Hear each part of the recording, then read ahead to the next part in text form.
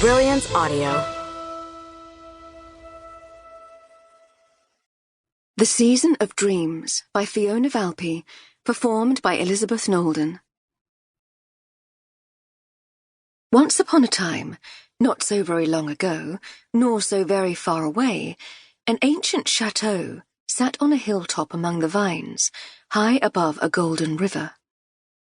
Halfway through their first season at Château Bellevue de Gouillac, Sara felt she was beginning to get into the swing of the new business.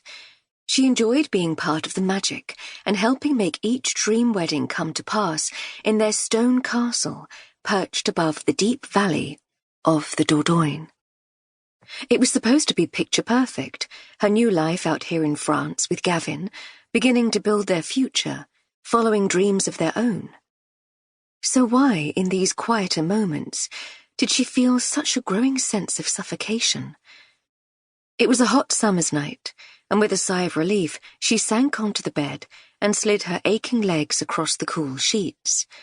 Her nerves were still jangling from the way Gavin had put her down, again, that evening.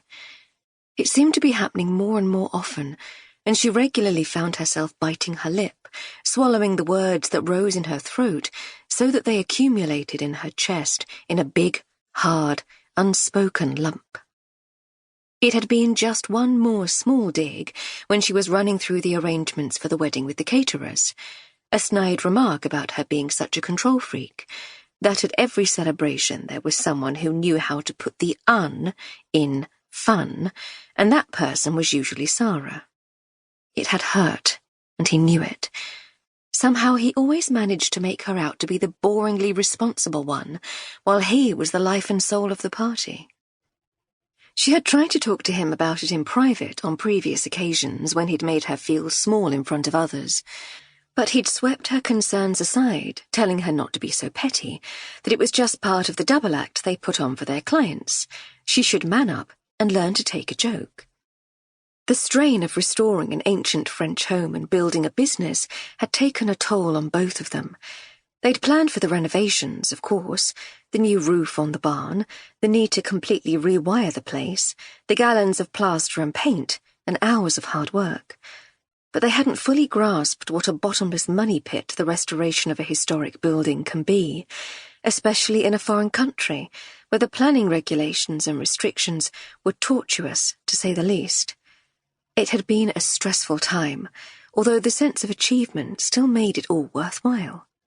And through it all, there had been nothing more guaranteed to focus the mind entirely than the immovable, terrifying, brick-wall deadline of the first wedding of the season looming ahead of them in the diary.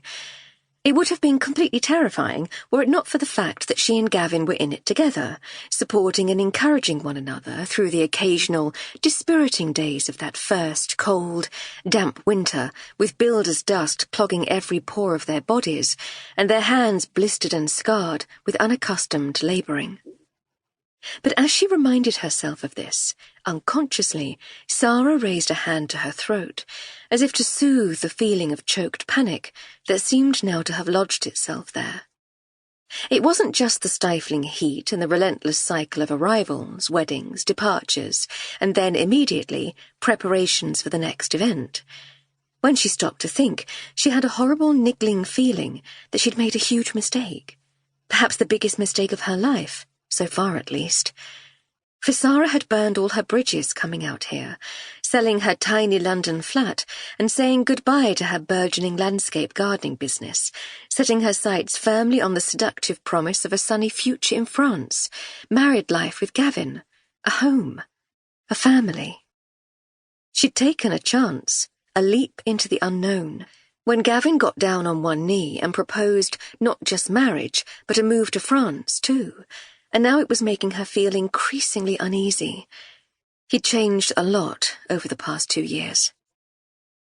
It was only once the first wedding season had started that she'd noticed that Gavin seemed to need to bolster his own ego by finding fault with her in hundreds of little ways, criticising her efforts and undoing her decisions.